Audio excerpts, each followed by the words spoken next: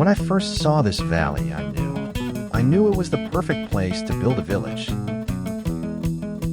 A vast, peaceful valley with a lake teeming with fish, a giant taiga offering fertile land and abundant wood. What more could you ask for? And to top it all off, a towering mountain, the perfect spot for a castle to reign over the land. So, 30 hours of gameplay ago, this is where I chose to stop my cart and transform this giant taiga biome into a village.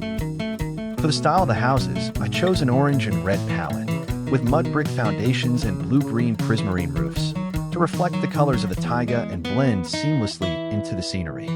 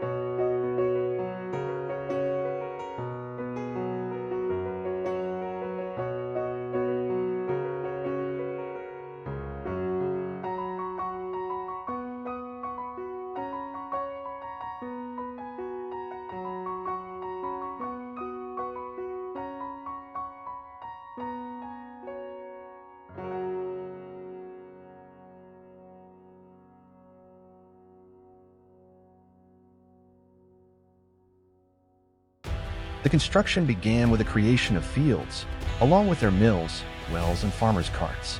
Next, the first houses followed, simple dwellings and small farms. The residents of these homes are responsible for supplying the rest of the village with food. Numerous docks allow fishermen to moor their boats after long salmon fishing trips on the lake and transport goods from one shore to the other.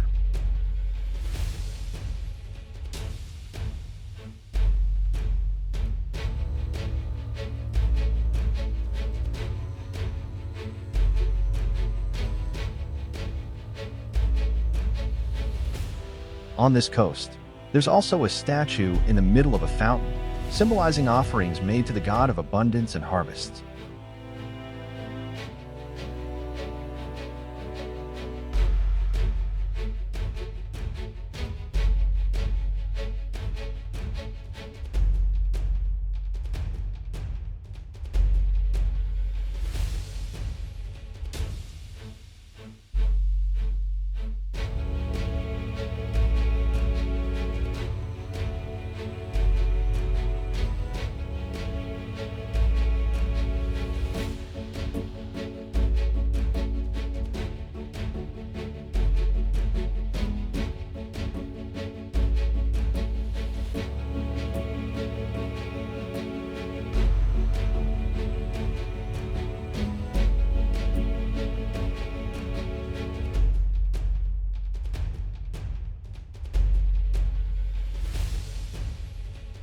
On the lake, you can admire the presence of many boats, some rowing and others already powered by steam engines.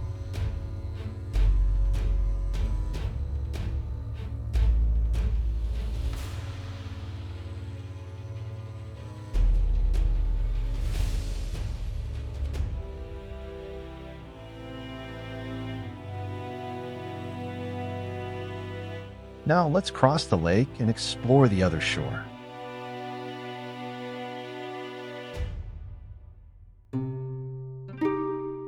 On this side, the cliff is much steeper. The village has been built on 3 different levels, connected by numerous walkways, and respecting the original topography as shown in these before and after sequences. The first level is right at the water's edge. Here you'll find typical houses and buildings dedicated to various trades essential to the village's well-being. On the second level, there are more typical houses, as well as a chapel and fields. The crops are fertilized by waterfalls cascading down the mountain. Finally, on the highest level, we find the imposing castle and its keep, the Lord's residence.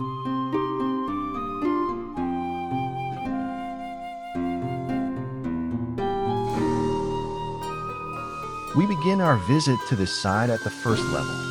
After disembarking, we come to a farm, more imposing and luxurious, made from different materials than the other houses.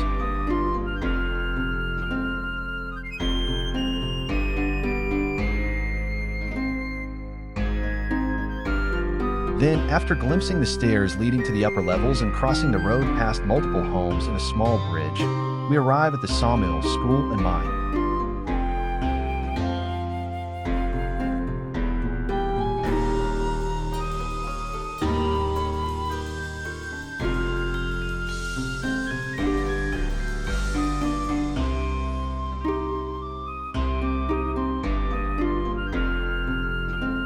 The sawmill processes wood for the entire village. The school educates future generations to ensure the village's prosperity through knowledge, and the mine provides the stones needed by the inhabitants.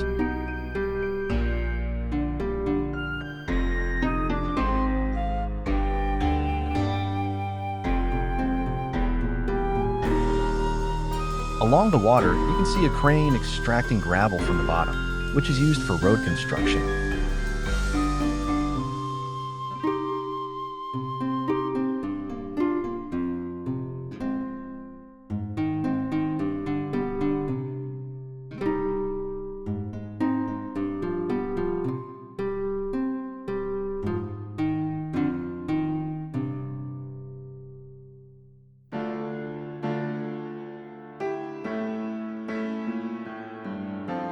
The visit continues to the second level.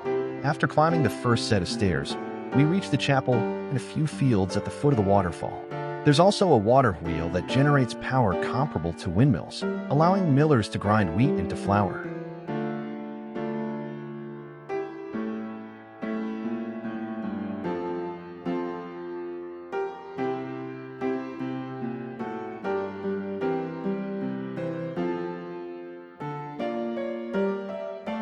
Finally, we ascend to the castle. Through numerous stairways and walkways, the path to the castle is challenging and protected by many watchtowers. This makes it secure against any swift attacks. Then, a wall encircles the castle grounds, posing an additional challenge for any would-be assailant.